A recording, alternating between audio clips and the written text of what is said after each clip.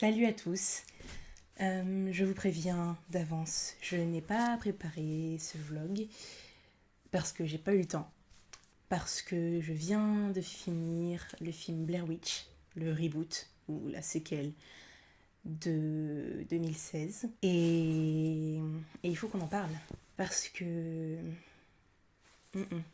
c'est mauvais en fait, c'est Blair Witch non. Non.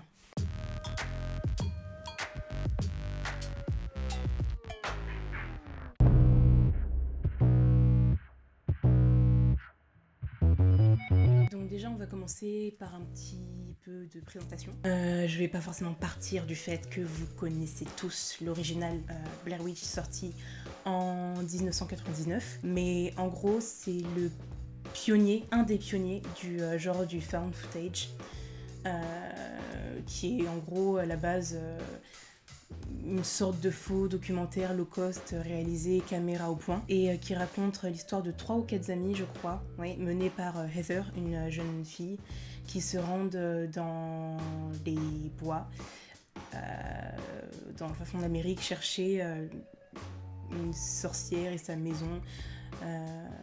Voilà, donc la ville s'appelait Blair, donc la sorcière de Blair. Non. Et du coup, ils s'en sortent pas, hein. Et voilà, en gros, c'est ça. Un petit résumé sans spoil et à la va-vite. Ce film était donc très bon. Il a cartonné lors de sa sortie en salle, pardon. Déjà, premièrement, parce que, comme j'ai dit, c'était un des pionniers du found footage, donc du coup, personne n'avait encore vraiment vu de film low cost comme ça, tourné avec une caméra qui tremble, où on voit l'angoisse des personnages et les narines de Heather devenues tristement célèbres, n'est-ce pas? Et du coup, ce qui s'est passé, c'est que cette année, donc, une suite a été sortie de ce film, qui porte le même nom, Blair Witch. Ce qui quand même a porté à confusion pendant un certain temps, parce que de ce que j'ai vu à la base, ça devait pas forcément être ça. Le film, ça devait être voilà, une sorte de found footage toujours dans les traces de ce film, mais pas la même chose. Et finalement, le réalisateur s'est dit bah non, en fait, ça va être la suite. Genre comme ça. Et clairement, on sent cette hésitation et ce trébuchement en fait dans le raisonnement tout au long du film. Et c'est une des raisons pour lesquelles il est aussi indigeste en fait. Ouais. Du coup, le synopsis de ce film-là, donc celui de 2016, c'est l'histoire de James, le petit frère de Heather, qui, après donc plus de 17 ans après les événements, cherche toujours sa sœur et découvre une piste, une vidéo qui aurait été trouvée d'elle et part à sa recherche avec 3 de ses amis, etc. Et voilà, en gros c'est ça. C'est la même formule, on prend des jeunes, on les envoie dans la forêt, on mixe, et on recommence. Et c'est ça le problème en fait, c'est que une suite, normalement, c'est censé apporter quelque chose à un film.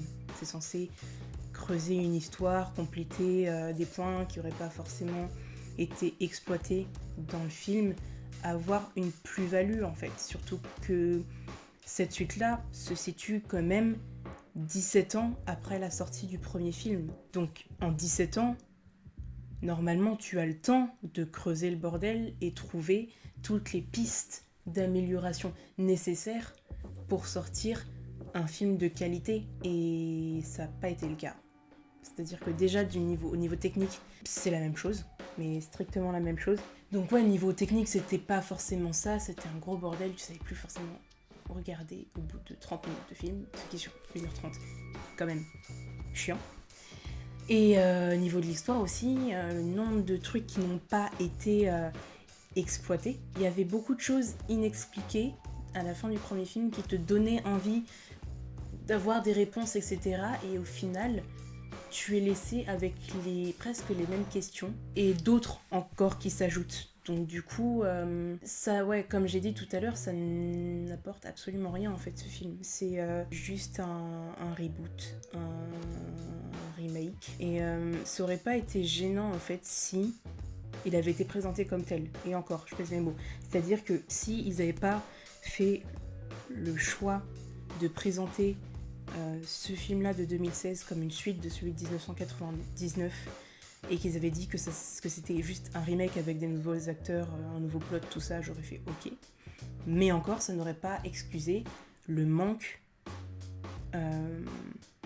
de mise en scène et le bordel visuel que ça a été en fait. Surtout qu'en plus, il faut garder à l'esprit que le réalisateur c'est Adam Wingard et qui est derrière notamment VHS et VHS2, sortis respectivement en 2012 et en 2013, qui sont eux aussi parmi les grands du genre qu'est le found footage. Donc normalement, le mec est censé avoir un minimum d'expérience dans la catégorie film flippant trouvé sur une cassette au fond d'une cave en fait. Et non. Genre le mec a fait un documentaire TPE en fait, en 2016, avec tout le budget qu'il avait. Et c'est un petit peu con. C'est un petit peu dommage en fait. Du coup, je me sens extrêmement désolée pour les gens qui attendaient ce sequel avec beaucoup d'impatience.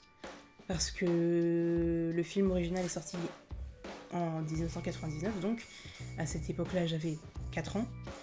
Donc clairement, je ne l'ai pas vu lors de sa sortie. Quand